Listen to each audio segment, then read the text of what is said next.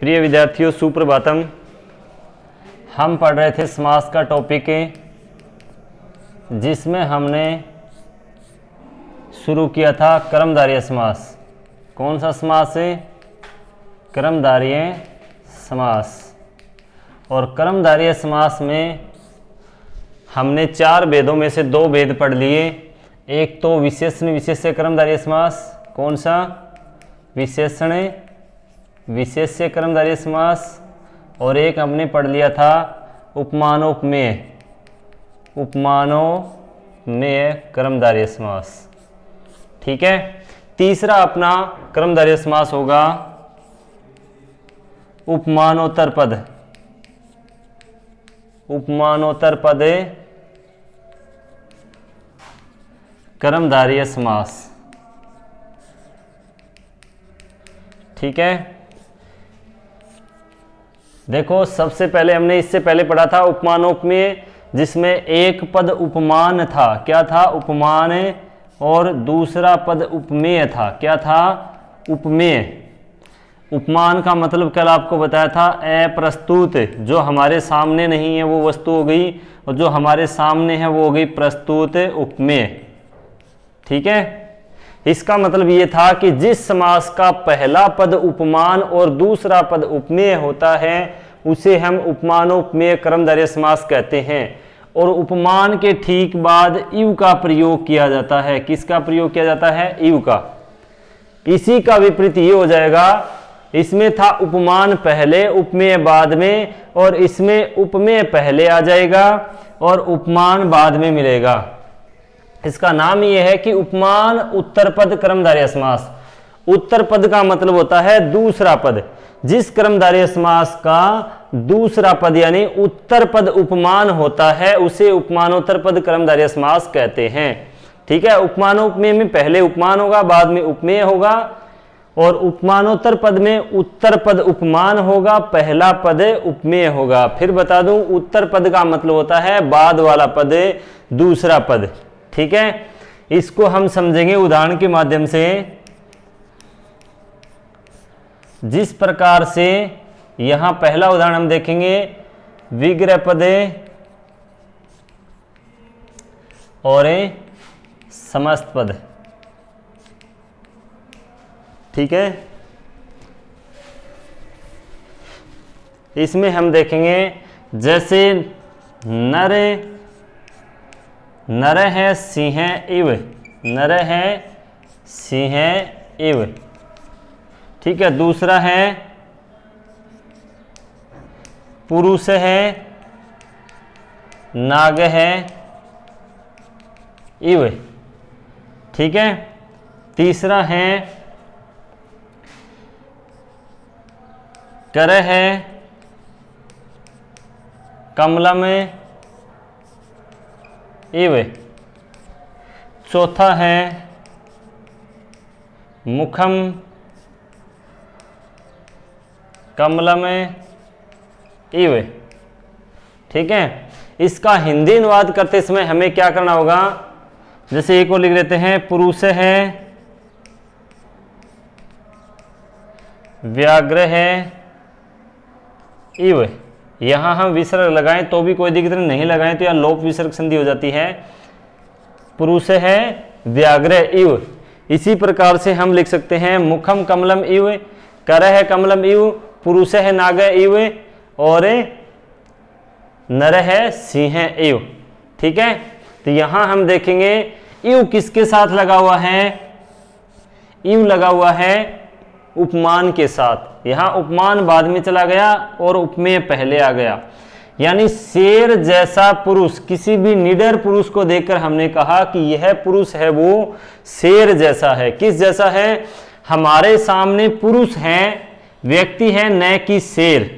जो हमारे सामने है वो उपमान है, प्रस्तुत है। जो हमारे सामने नहीं है, जिससे हम तुलना कर रहे हैं, वो है उपमान अप्रस्तुत।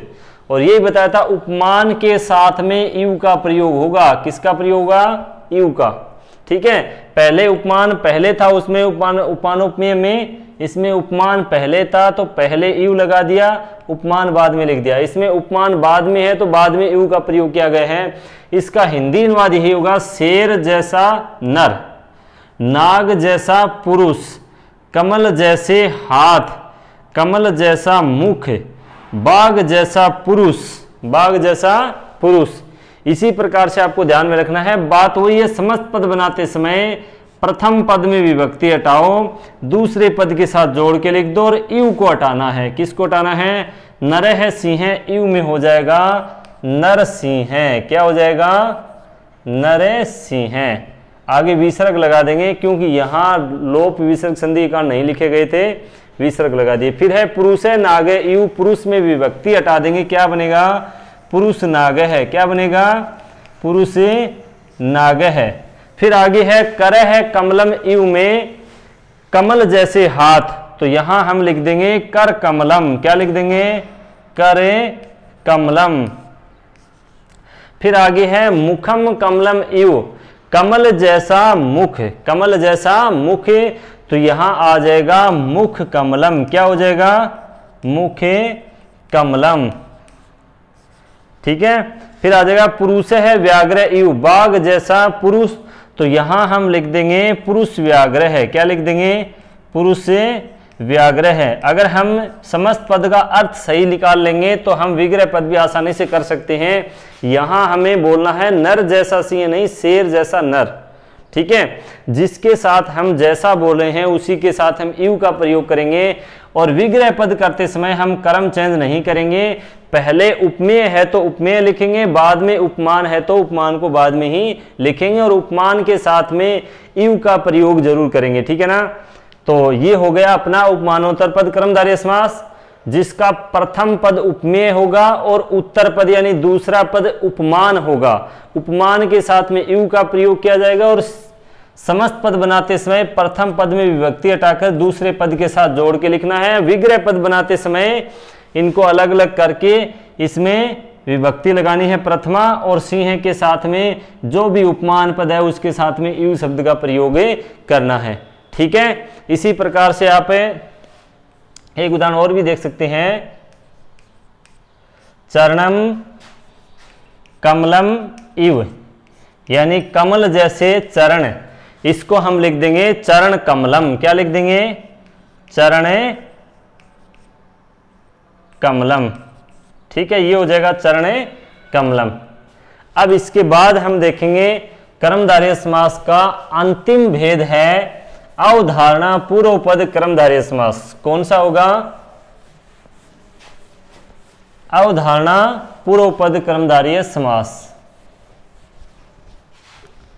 4 नंबर और अंतिम कर्मधारय समास होगा अवधारणा पूर्व पद